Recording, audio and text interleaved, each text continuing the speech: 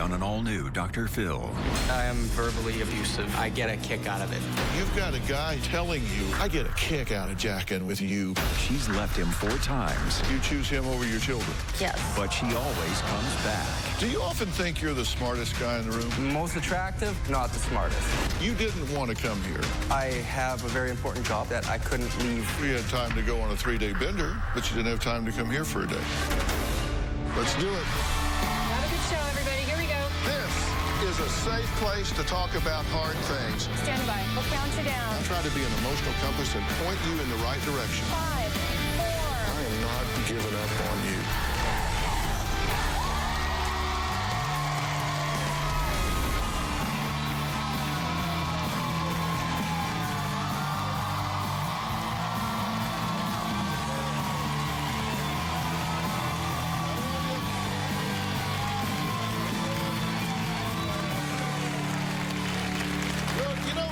Mothers love to dote on their sons. I know mine did. They're perfect little angels who can do no wrong. Well, Wendy isn't one of those moms. In fact, she says her youngest son, Grant, is a professional con artist. She says he has a drinking problem and a history of abusing every woman he has ever been with, including his current girlfriend, Corinne, who is 5 months pregnant. Now, Corinne says she loves Grant, but if he doesn't stop boozing and abusing, they are on the verge of losing their children. And it wouldn't be the first time, because she has already lost primary custody of one of her children because of her relationship with Grant. Now, Wendy says she'll do whatever it takes to protect her grandchildren, and wants her alcoholic son to shape up and shape up right now. Take a look. My son Grant is violent and abusive towards me and Corinne. He calls me crazy bitch. I walk on eggshells a lot because I don't know what kind of mood he's gonna be in. When he's drunk, he says things he doesn't mean. Alcohol is Grant's best friend. She's called me because she's scared out of her mind. He's screaming at her. He would push her out onto the deck, lock her out on the deck outside in the winter. He tells her to get out of the house. Get out, and she's not taking the baby. It's a big cycle. Do you not understand that if you drink, our children get taken? I do understand that. When Grant's drunk, he's totally different. I don't even recognize the man he is. It's like Dr. Jekyll and Mr. Hyde. Anything can set him off. One time, he caught me in a lie and threw a cup at the wall. Our 1-year-old daughter was on the floor playing. I get angry with Grant because he keeps picking alcohol over his family. I moved out 4 times, and I've come back every time. She leaves or he throws her out. He starts to butter her up. Grant is a con artist because he has manipulated people his whole life to get what he wants. Grant has had a few DUIs. He was in jail. He's been to 1 rehab. Grant needs to get his together. I wonder if he has empathy. I've had enough of Grant's toxic behavior. I think that Corinne needs to break things off and move on with her life. I believe my children deserve a lot more, but I'm scared to leave Grant for good. I'm scared to be without him. He's the love of my life. Okay, you say you don't want to leave him because he's the love of your life, but yet you have children. I do, yes. And if you have to make a choice, you choose him over your children. That's what it looks like, yes. Well, based on results, that's Yes. what it's been. Yes. Okay, so you say he is a professional, to quote you, a professional con artist. Yes. And that she needs to get away from him. It's unhealthy for the children. It's definitely unhealthy for a baby. It's unsafe. I just think she needs to get away and be on her own. Well, see, this is kind of unusual, you know, because usually, I mean, y'all aren't married, but you're together. Usually the mother-in-law's dogging on the daughter-in-law and taking up for her son, and this is kind of reverse order. You're calling her, warning her, get away from my son. But she's telling us, I'm scared to stay, but I'm scared to leave because I don't want to be alone. She says, we met in rehab, not good.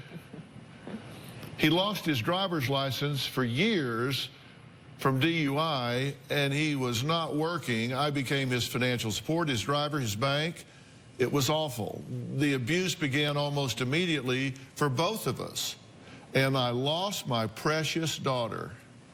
Tell me, where is the threshold where you say enough's enough and too much is too much? Is there a threshold? Honestly, Somebody came and got your child because you were in a toxic relationship, and you said that's not enough. What is there a point that's enough? right now I'm at that point. For me, I want, however crazy people might think I am, I do love Grant. I do want a life with Grant. But a lot needs to change before that can happen. You've left him 4 times. Yes, I have. And you said, if you don't go to Dr. Phil, this is an ultimatum. Do it or I'm gone. This is we're done. Yes. But you've said you've left 4 times. Right. I have. And I've tried to be very supportive of her leaving. And each time I go back. My producer calls, which is, this is for help, right? Right, I mean, exactly. He knows what this show's about. Yes. He knows that you've asked for help. Yep. My producer calls and he says, all right, that's it. I'm out of here. Goes on a 3-day bender. And I know it sounds crazy, Dr. Phil, I really do, but when we're good, we are good. When we are bad, we are bad. And I love him dearly, and I love my children dearly. And I know if he were to get the help, he could be a better person. You're willing to sacrifice a child. You say, I'm not saying he's the reason you lost your child. You say he's the reason you lost your child. All my drinking, too. Like, it wasn't all him why he lost. But that's what you said. Because of your relationship with him, because of all the alcohol and your toxic relationship with him, they said, we cannot leave this child in this relationship. And they took her. And that wasn't enough to wake you up. Well, Grant says that Corinne and his mom both need to just butt out of his life because he says no one has the right to tell him what to do. Let's get his point of view here. I am my own worst enemy. I have always enjoyed chaos in my life. I like to mess with people. I like to bring the worst out of people just to make it an even more hectic environment. If you're making me mad, I'm gonna provoke that extra little bit of rage out of you just because I'm pissed off. I provoke people into making them explode. It's a non-stop battle with Corinne. Corinne can be very aggressive. Corinne is overbearing and constantly making my life harder. I tell you, I just want to be left alone.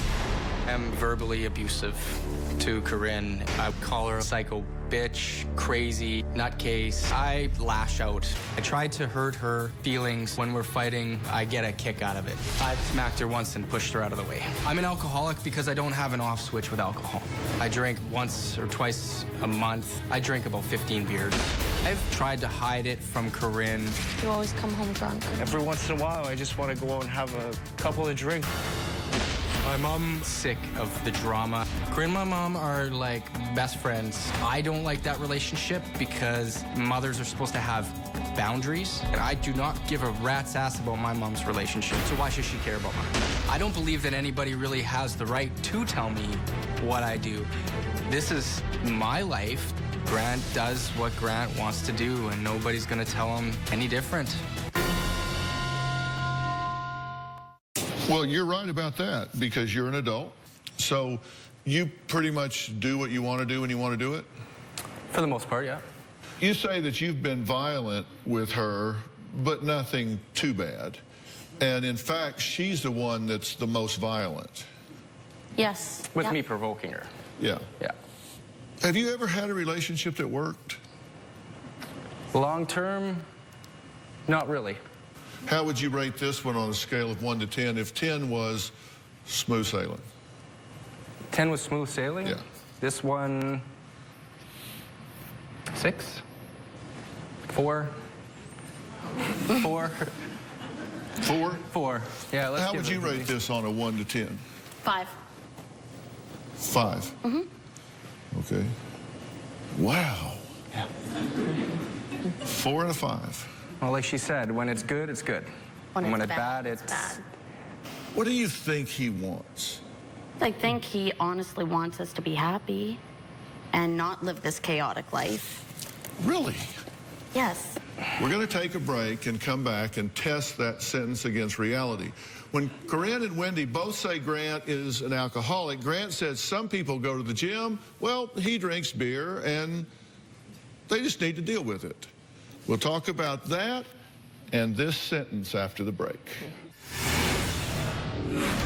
All I've ever wanted is a sober and healthy life with Grant. Grant has tried many different programs. He's gone to rehab. He's done AA. He's never completed them. I'm not as bad as most alcoholics. Alcohol is an escape for me. And later, you say, well, but I love him. When it's good, it's good. When it's bad, it's bad. That's the way I feel. You're offering that as an explanation for why you are giving up your children. Yes. Tomorrow on an all-new Dr. Phil, a grandmother murdered, Your son stabbed your mother. He killed your mom. a daughter estranged. Stop. You don't have to stop. You can say whatever you want. The way that she's talking to me, I'm not receptive to it at all. That's a little self-righteous for somebody that has done the things that you have done as a parent. Listen, I don't have to be here admitting that I abused my child, okay? That's tomorrow. Corinne is abusive towards me and has been physical in the past. She has attacked me out of pure rage. I start the physical abuse between Grant and I. I'm the one more lashing out. One time, Grant came home. I have a very strict rule that if he drinks, don't come home. That's the bottom line. He came home, and I was nagging him, and I took his phone away. I lost it, and I punched him a couple times in the arm, and I hit him in the face as well. I feel this rage building up inside me. It feels like I'm going to explode. I sometimes enjoy pushing Corinne's buttons. The more you love somebody, the more passion for that person is there. And sometimes passion can get distorted with anger. Corinne wrote into the show saying she was scared of her boyfriend Grant. She said things started going downhill when the two had the bright idea to celebrate their sobriety by going on a drinking binge. Well, they met in rehab. Corinne has since stopped drinking, but Grant says that he still uses alcohol. I definitely am an alcoholic. I'm not as bad as most alcoholics. Alcohol is an escape for me. I don't know what's wrong with me. I just feel like every time I can just go out and have 1 or 2 drinks, and it just never turns out that way. Definitely cannot handle 1 or 2 drinks. Grant resents me for being sober or being able to stay sober. I was 15 when I started drinking, and then it turned to the point where I was blacking out.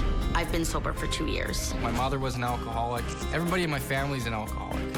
When I was raising my kids, I would just sit at home and drink by myself until I passed out. My kids, they never saw me drinking. They never saw me drunk. I've been sober for 26 years. I could never have stopped drinking without Alcoholics Anonymous. AA changed my life. Grant does not want to hear any more about Alcoholics Anonymous. I don't want my girlfriend around dirty old alcoholic drug addicts.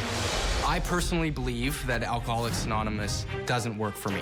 All I've ever wanted is a sober and healthy life with Grant. Grant has tried many different programs. He's gone to rehab. He's done AA. He's never completed them. I don't believe in a lot of the once an alcoholic, always an alcoholic. It's like a blind faith, like, oh my God, I can never pick up a drink again.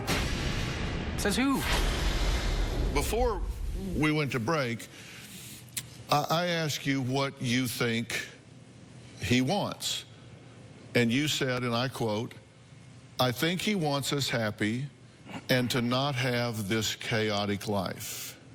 Well, I think words are really powerful. I think words are really important. Words we say to ourselves and words we say to each other. And you didn't want to come here, right? I have a very important job that I couldn't leave at that moment. We had time to go on a 3-day bender. I did say, How did you have time for that, but you didn't have time to come here for a day? That is a good point. Do you often think you're the smartest guy in the room? Most attractive, but not the smartest, no. In that case, you got it. You what? You have that. I'm the most attractive or I'm the Both. smartest? You're both most attractive and smartest gentlemen. Yeah. Well, I said I think words are important, and I asked you what you thought, and you said, I think he wants us happy and he doesn't want the chaos. Yeah. Well, when you did your interview for us, you did a tape piece. I actually transcribed. We played it earlier, but I transcribed it because I don't think you listen a lot to what he says. Probably not, no. Let's look at what he says. His first line is encouraging to me because it indicates some insight. He says, I'm my own worst enemy, because I think you realize you get in your own way. Oh, yeah, all the time. I have always enjoyed chaos in my life. I have enjoyed chaos in my life. I like to mess with people. I like to bring the worst out in people. To make it even more hectic. I like that. If you're making me mad, I'm going to provoke that extra little bit of rage out of you just because I'm pissed. I provoke people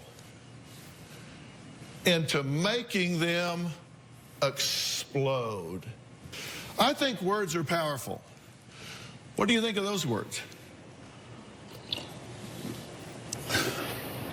You said They're awful. I think he wants us to be happy. I think he doesn't like this chaos. He's telling us right here, I love this.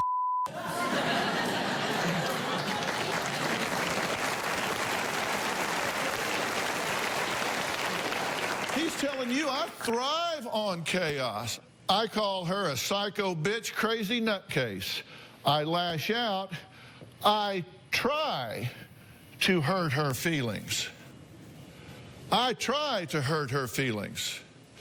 When we're fighting, oh yeah, I get a kick out of it. Now he's just talking. He's just letting his alligator mouth overload his hummingbird ass is what he's doing right here. Our life was good. We both had great jobs, a home, everything was going good. What could possibly go wrong? We drank. And that was the worst decision that we've ever made in our entire relationship. That's when I saw Corinne for the first time. Corinne the alcoholic. And later, you are toxic. If you can't change that, then end this relationship like that.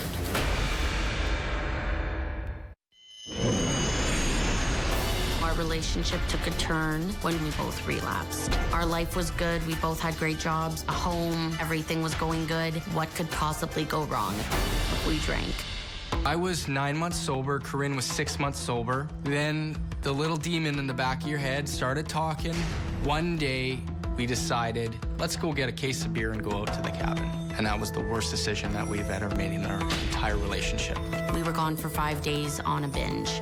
We were play fighting downstairs. We had boxing gloves on. We were both drinking. That's when I saw Corinne for the first time. Corinne the alcoholic. He said, this is how you choke someone out. Something snapped in me and I punched him in the face and he fell into the bathtub. That was the end of me. When we drank, we're a very toxic couple. I don't believe anybody. I don't believe anybody has the right to tell me what to do. This is my life. My life. Translation? Selfish. Screw you. Yeah. This is my life. Okay? Grant does what Grant wants. Nobody is going to tell him any different. He's now talking about himself in the third person. Okay. So we just asked him to sit down and chat us up for a few minutes, and this is what he said. I did say that, and it's true. But I don't go looking for fights. If someone has, I feel, in my opinion, wronged me or is pissing me off, then I will use that tool to aggravate them or to let's say, get them back for making me upset. But that's everybody. For the most part, that is a lot of people. So how's that working for you? It's not working out good. And over the years, especially with the kids coming and integrating into a role of fatherhood, I've tried to distance myself from that, but it's hard to reprogram 30 years of hardwired behavior. You say you don't think you're the smartest person in the room. You say people at AA are the most manipulative, sick bastards you could meet. That is one of the comments I have made, yes. Yeah. You said they're wolves in sheep's clothing, dirty old men, drug addicts, just, you know. Yeah. Those are, yeah. And I'm one. Yeah. And Corinne's I'm one too, because that has saved my life. If you're so smart, how come you've run your life off in the ditch so bad? I'm obviously You not would as, argue with a statue. You can't get along with anybody. yeah. I'm obviously not as smart as I think I am. That's why I'm here. That's the reason No, I you're ended here up. because you got threatened. No, because I'm here because I want the help for future Grant, for my children, for Corinne, for my mom, for their sanity, for my sanity. That's why I'm here. I'm here today sitting in his chair because I believe that there is an opportunity to eradicate the way that I think about certain things. Well, we're going to put that to the test in a minute because I got some questions for all of you. Corinne says she's tried to leave Grant numerous times, but his, quote, lame half-ass apologies keep her coming back for more. Wendy says Corinne is a drama queen who thrives on Grant's chaos. Boy, this is a match made in heaven, right? We'll talk about all of that after the break. Well, that's part of the Grant program. These two are both just victims. Could we outline the Grant program? Well, it's not funny. I need my space to calm down. When I ask Corinne to leave me alone, the last thing she wants to do is leave me alone. Corinne is in my face. Women want to talk about everything right now, and if you don't, there's always trouble.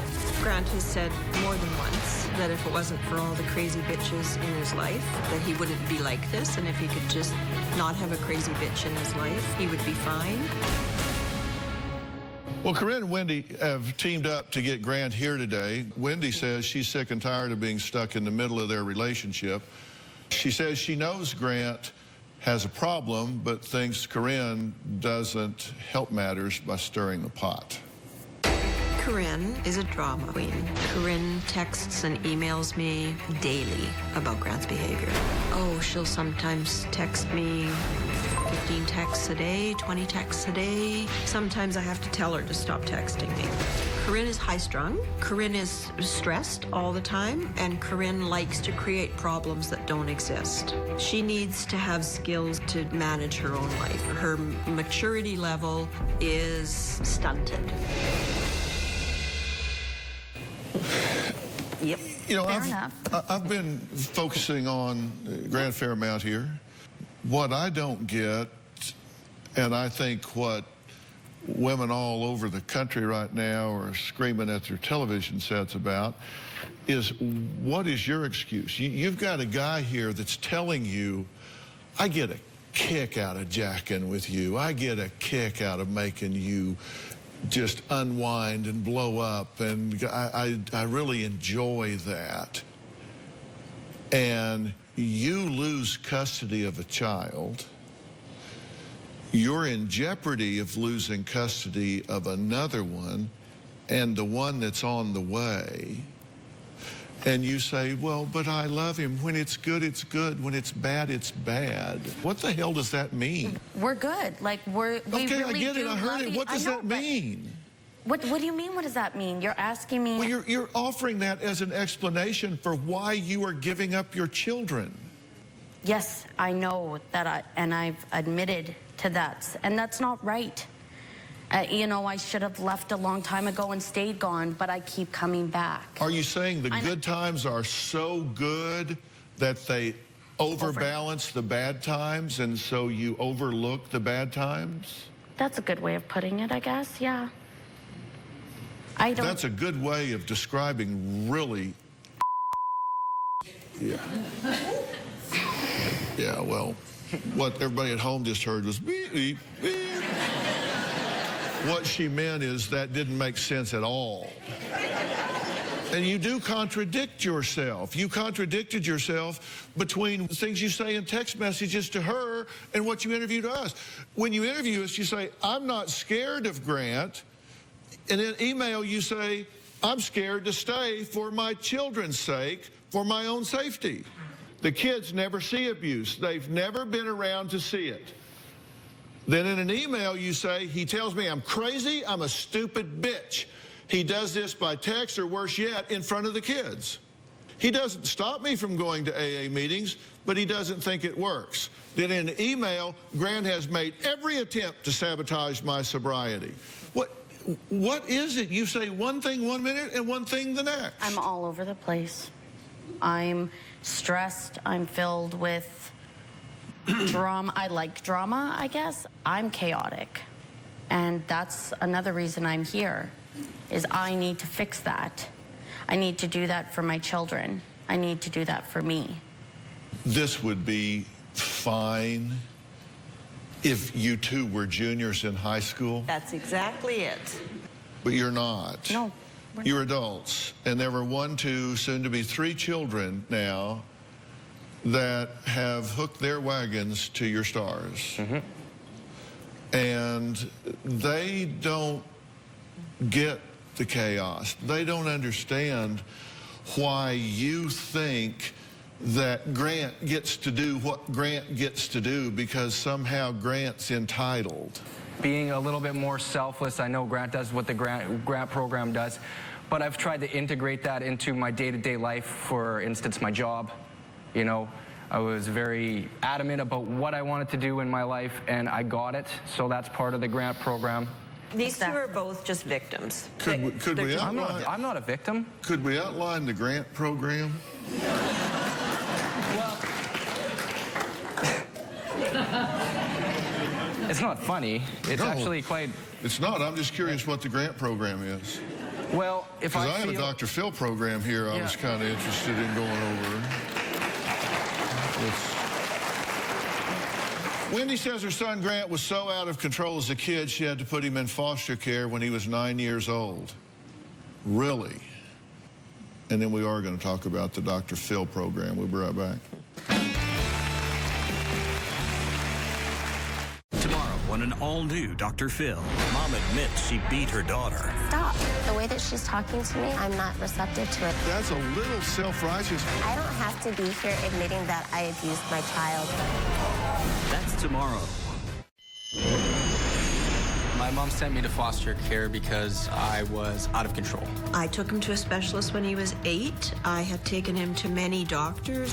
When he got into elementary school, it started out that he was fighting with kids. He'd bring a pocket knife to school. He'd threaten kids at school. I drove to Child and Family Services, and he was in the back of the van trying to smash my windows out with a golf club.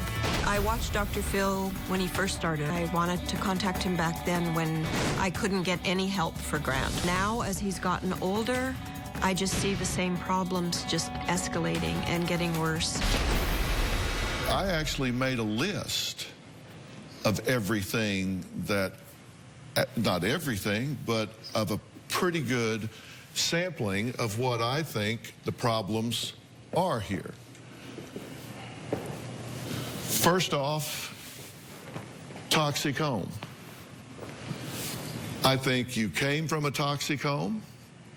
I think you have created a toxic home. There's aggression and arguing and alcohol and physical abuse, mental abuse, verbal abuse. You just live in a toxic environment, and you're bringing up kids in a toxic environment. Okay, so who's living in this toxic environment? Well, you are immature. You've got 2 people here that never grew up. A mother doesn't let their child go because they want to continue to live with a drunk, because they want to continue to be a drunk. If Child Protective Services comes and says, whoa, lady, what you do is say, Yeah, I'm kicking your ass to the curb. You people tell me what I need to do to keep this child with me. I need to do parenting classes. I need to grow up. I need to straighten. Whatever I need to do, this child is mine, and nobody takes this child. That's maturity.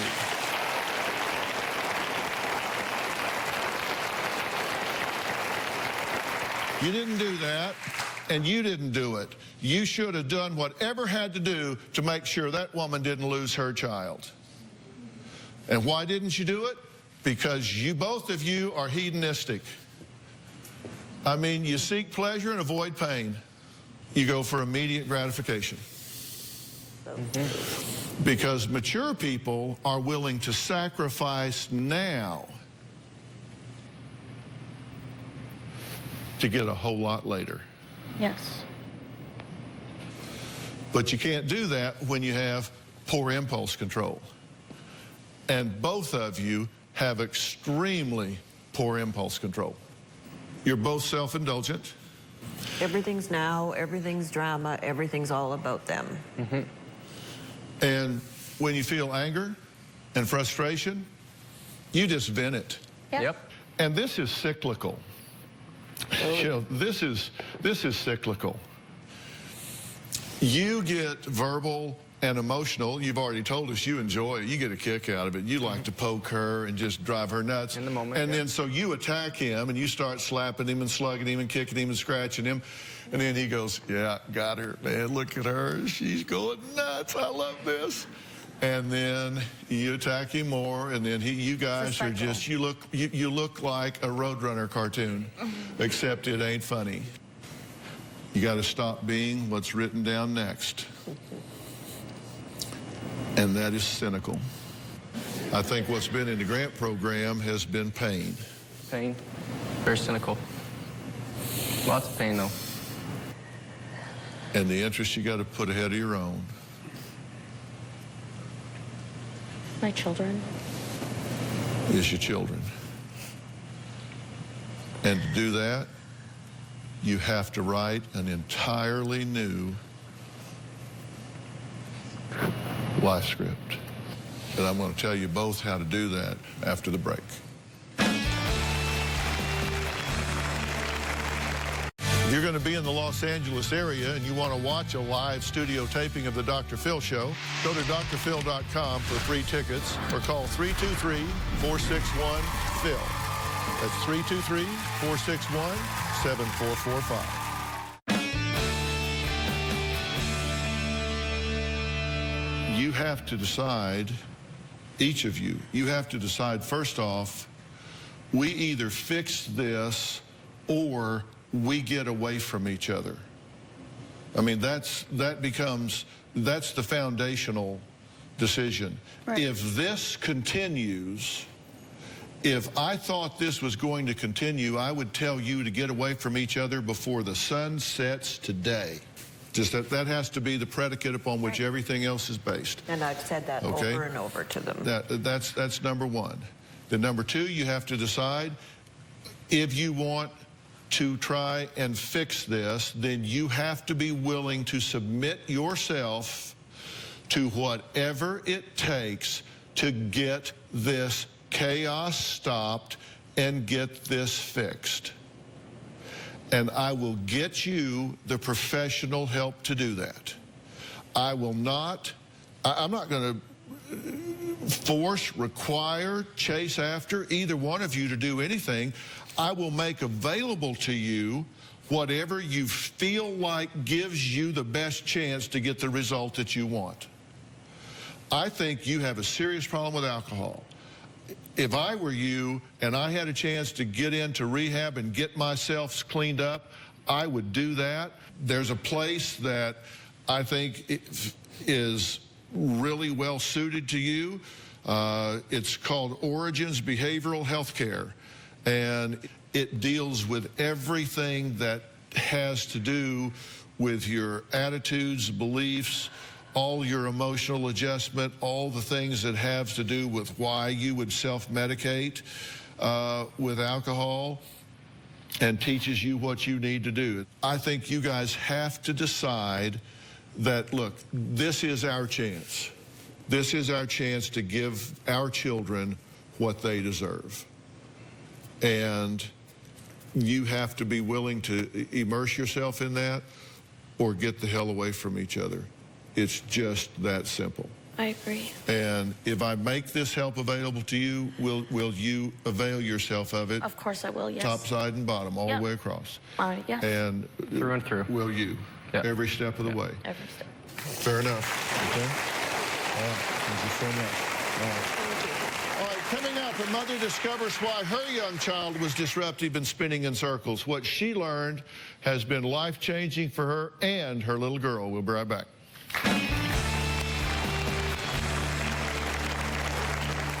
Ready to get real? Go to drphil.com for advice on relationships, parenting, finances, and more. Plus, weigh in on your favorite episodes, share your stories, and find support in the Dr. Phil community. When you sign up for the community, you will automatically be subscribed to the Dr. Phil Show newsletter. Log on to drphil.com today. My next guest, Hillary, has 3 beautiful young daughters. Everything seemed picture perfect until 3 months ago when she received news that her 7-year-old was diagnosed with ADHD. Now, Hillary says she is at a loss on how to help her little girl and wonders if she could have prevented her daughter's disorder. Take a look. Hello! Calm down. My middle child, she's out of control. No, I don't want to. My daughter suffers from attention.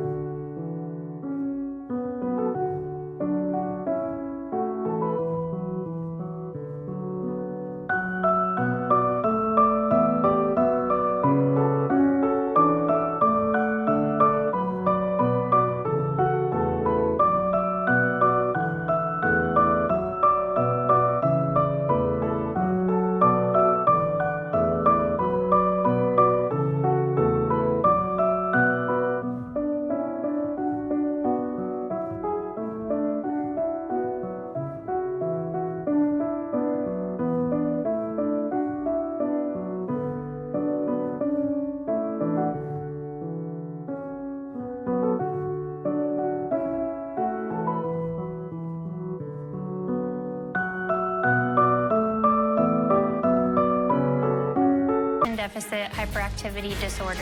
She is constantly angry over the smallest things. She just screams and yells.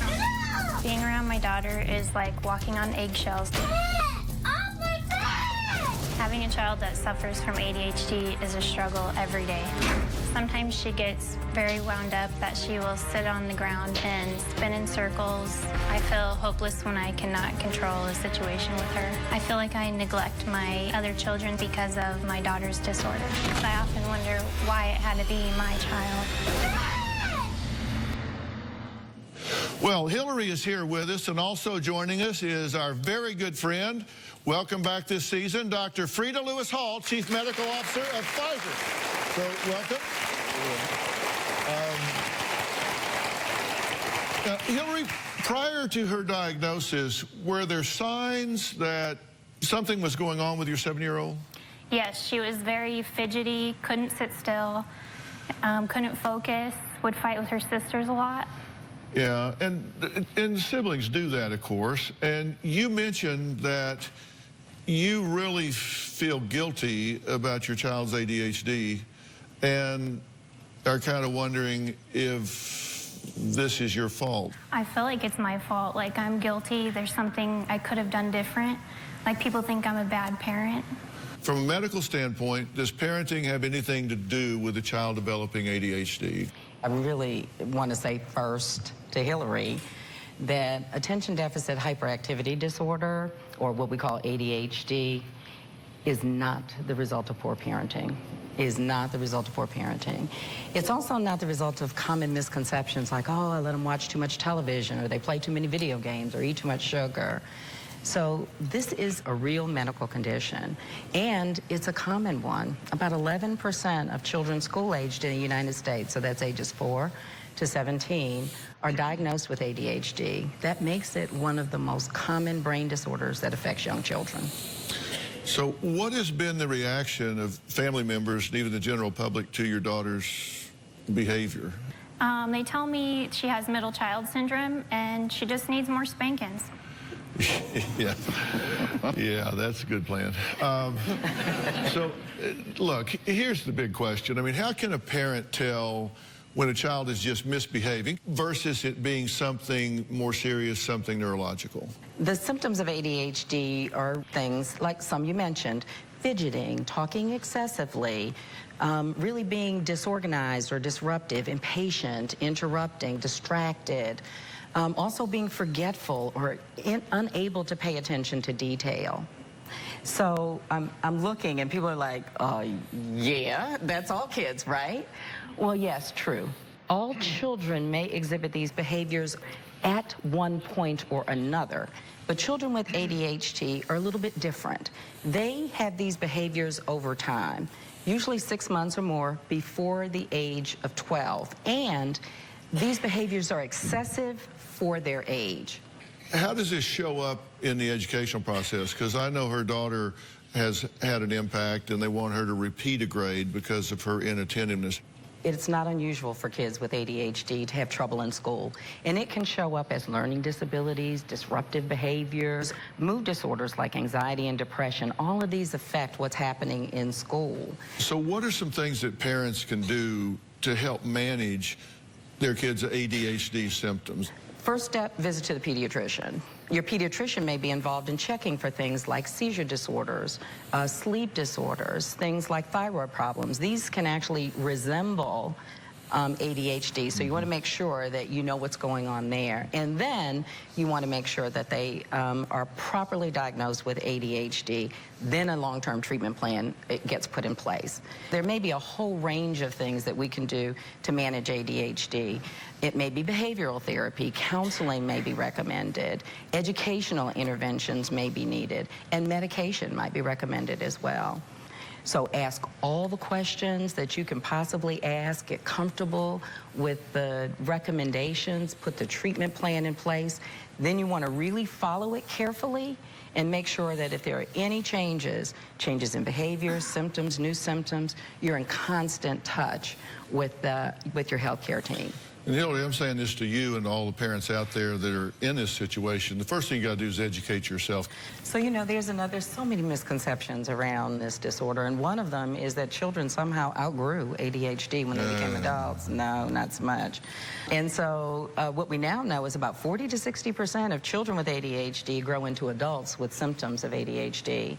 So that long-term treatment plan that you and I keep mentioning to you is really important, because you want one that's flexible and can be adjusted to the new environment. It's critical that you get the right diagnosis. For tips on the everyday management of ADHD, as well as links to parenting resources, you can visit gethealthystayhealthy.com.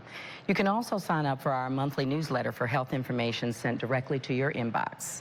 Thanks for being here again. Thank you. And thanks for sharing this story. I really appreciate it. I want to thank all of my guests today, especially Dr. Frida Lewis Hall and Origins Behavioral Healthcare. For more information on today's show, you can visit drphil.com. We'll see you next time. Hillary, thanks for that.